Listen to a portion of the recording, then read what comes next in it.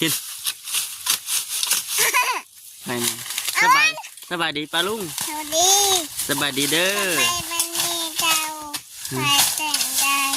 ไปเจ้าน้องรู้ไหมเจ้าใบยืจะมาใจใบไม่จะไปนอนมาหน่อยก็มาไม่หน่อยโง่ยัง น้อย โง่ยังนี่นะนี่ไม่หน่อยโอ้นี่ไม่มันยังอันถือนะมาเอาเงินมาขึ้นมาลูกอังุนมาขวดมาขวดอามุนมาขวดเลยอามุนมาขวด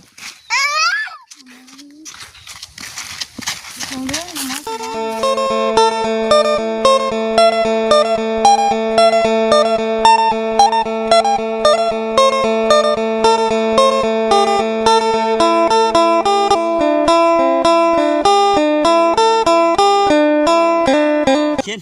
ขียนไม่ยังนั้นเจ้าถือนะอามุนอามุนอางุนเถอะอางุนเอาพี่น้องทักทายสบายดีเลยพี่น้องมาขวดก็ว่าอางุนนี่เอารถเลย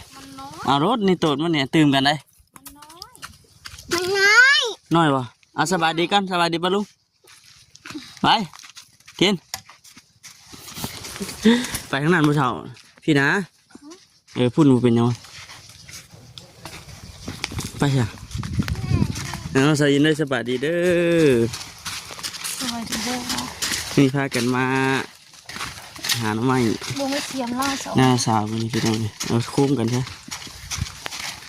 มันยังอันถือนะมาเอาเงินมาขึ้นมาลูกอังุนมาขวดเลยมาขวดอามุนมาขวดเลยอามุนมาขวด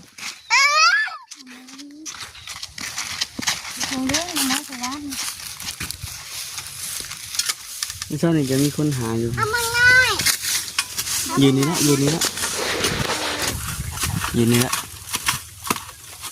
เสียพวกแกงอยู่บ่มันมาพอซิมเลย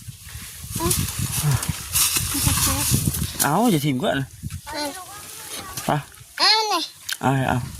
จานตัวนี้ไป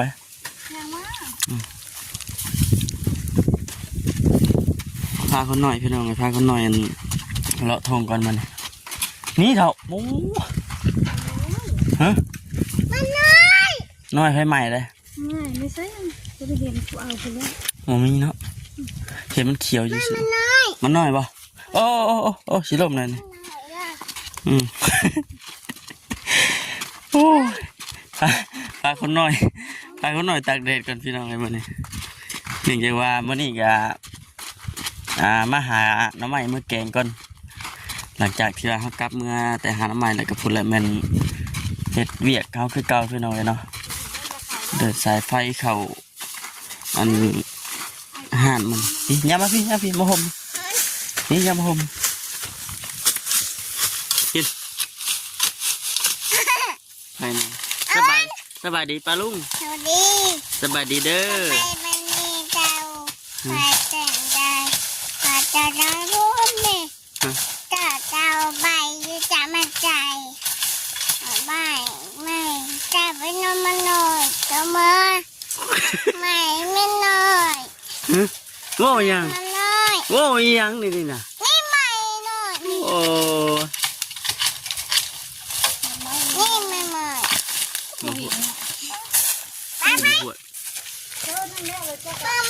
เอาลูกเมื่อก็ได้เดี๋ยวคอยสิไปผู้เดียวเด้อจะไปทางไหนไปน้ำแม่เอาอยู่ไหม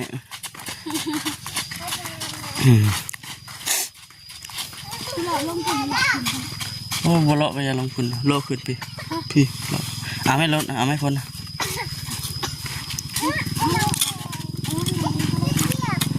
เอาเนี้ยไหมรถนะ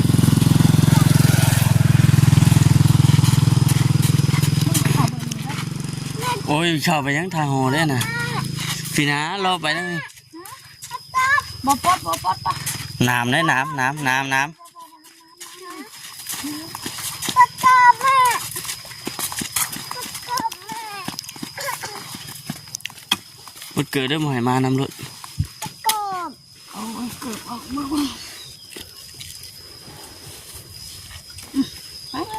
ไป บ่ปดลูกเหยียบ น้ำย่างตามหล้างแม่นะอีไม่ยัง มันจะเล่นมันไงจัง นี่มันเฮีย มันเหี่ยแซม มันหวด มันหัวที่เหี่ย มันหวดเฮียไป มะนาว ฮะ นี่มะนาว เฮ้ยยันเหยียบน้ำมันแล้วจังถือเกิบนะ ใส่กบ ใส่เกิบยันถือ น้ำเดือดน้ อันนั้นแล้วจังว่านะยันจะเหยียบน้ ำห้องเดือดน้ำ ำ นะ ไปย่าง ห้องเดือดน้ หืม ำห้องเดือดน้ำ ได้อยู่นะ ฮะเอามาสวยเลย มะนาวบ้า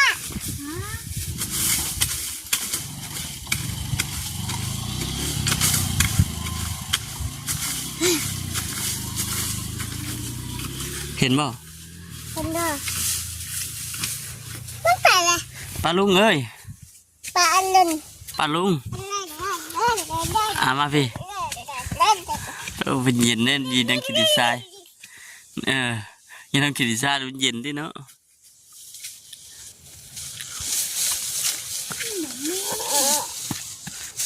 ช่วยเลยวะเขามาช่วยวะวินหัวปั๊บ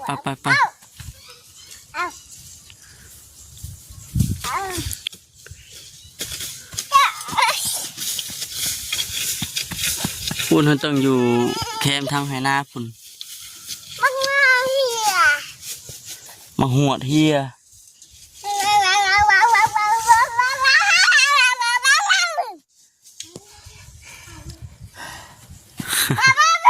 ไปใช่ไปใช่อ่ะ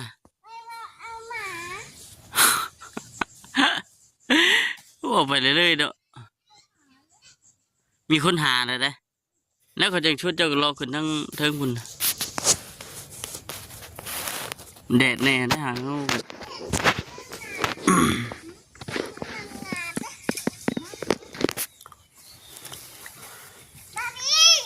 โอเค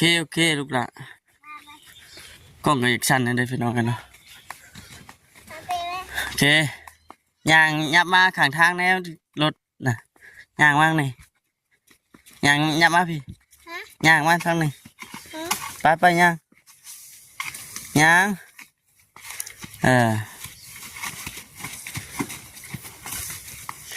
ช่วงจีพ่ออยู่บ่เลย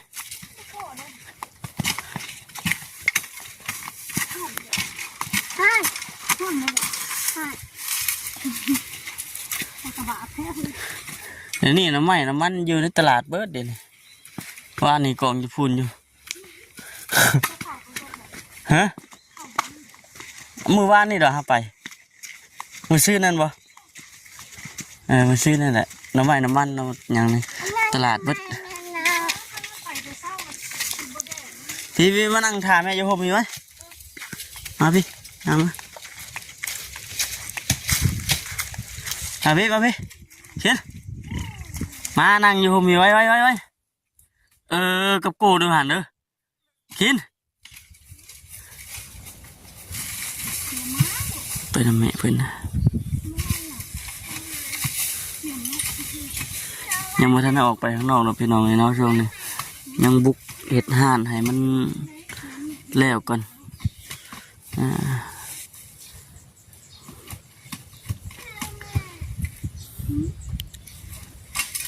พูดแหละหานแล้วทั้งศีลมันก็จีออกจากงานหยุดจากงานพูดแหละพี่น้องเลยมาขายเครื่องอยู่เพื่อนนั่นแหละ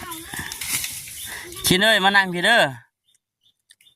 ชินน้อย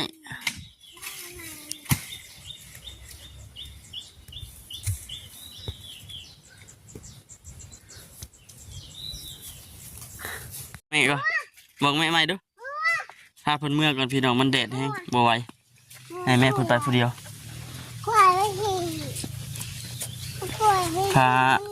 น้องพากินเมื่อนั่งอยู่เทียงนาสาวพุ่นแหละมันผมเลยเป็นเพิ่นให้อยู่ผู้เดียวเลยนะบ่อยู่พี่น้องเนาะให้อยู่ คนเดียวมันเป็นคนดีมัน ฮะ คนดีนี่ ห้อยเกือบให้ห้อยเกือบหน่อยเพื่อน มันคนดีนี่ไม่คนดีนี่ไม่คนดี กินเดียวเป็นยังไงแดดวะ ยัด แดดแห้งเมื่อนั่งโฮมเนาะ แล้วน้ำผมเนาะ ไปย่างนี้ไปย่างตั้งใจย่างไปย่าง เอาใบทองดี ย่างดี จ้าแน่ ให้พ่ออุ้มเลยล่ะ ใบทองดี ย่างเองบ่ย่างเองใหญ่เลยเนาะคิดใหญ่แล้วบ่ เอาน้ำแม่เลยคนเดียว พอดีจะแม่มาพอดีจ้ะ แม่มาก่อน เฮาเมื่อนั่งถ่ายจะเทียงมาเด้นี่นมเจ้าก็มีอยู่ เล นี่ ย เมื่อนั่งเบิ่ง มากินนี่ ไก่กุ๊กไปย่างอย่ารถมาด้วยนี่กินย่างไปย่างไว้นี่มันแดดนี่ย่างไว้เล่น มาใหม่ ไอ้หน่อไม้เด้อ พี่ไปกินจับผลนูเดียวเด้อกินจับ จิตาไป มันเหยียบน้ ลองเหยียบน้ำนั้นย่างดีย่างถึงทางนะ ำเหยียบน้ำปุ๊บ ฮะ เหยียบน้ำ มันจะเหยียบไปช่างน้ำโอ้ยเหยียบการส่วนกันเหยียบน้ำมันแดดแห้งขนาดพี่น้องป้อทุกคนลึกกระดิ่งน้ำหอมว่าแดดแห้ง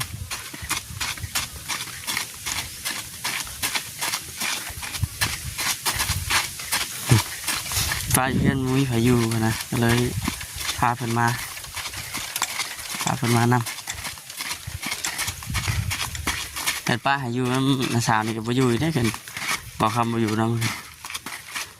นี่พี่น้องเลยเนาะเลยให้ทางชายเพิ่นหาคนเดียวแล้วบ่ได้ไกลหรอกนี่พี่น้องเลยเขตหน้านาสาวนี่เลยนี่เลาะโค้งกันมานี่โอ้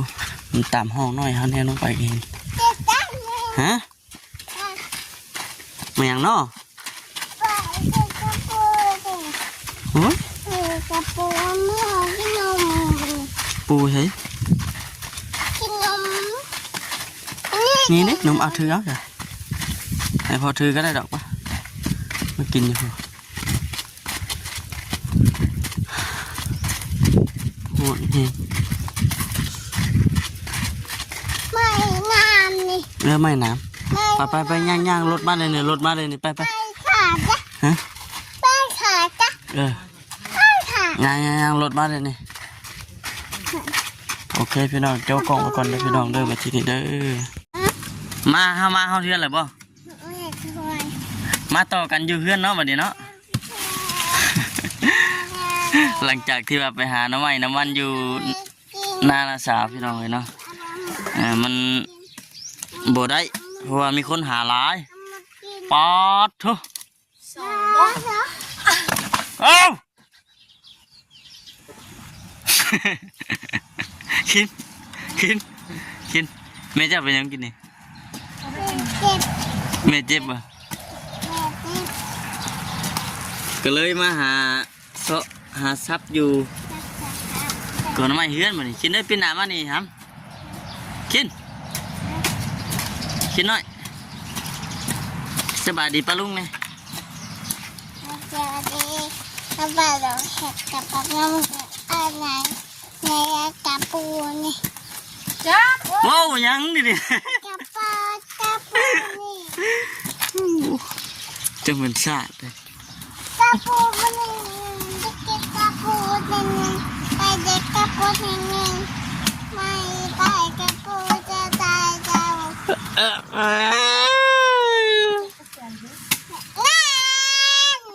ั่น ยังเห็นยัง เด็กไปกินน้ำเต็งนี่ รถแต่ง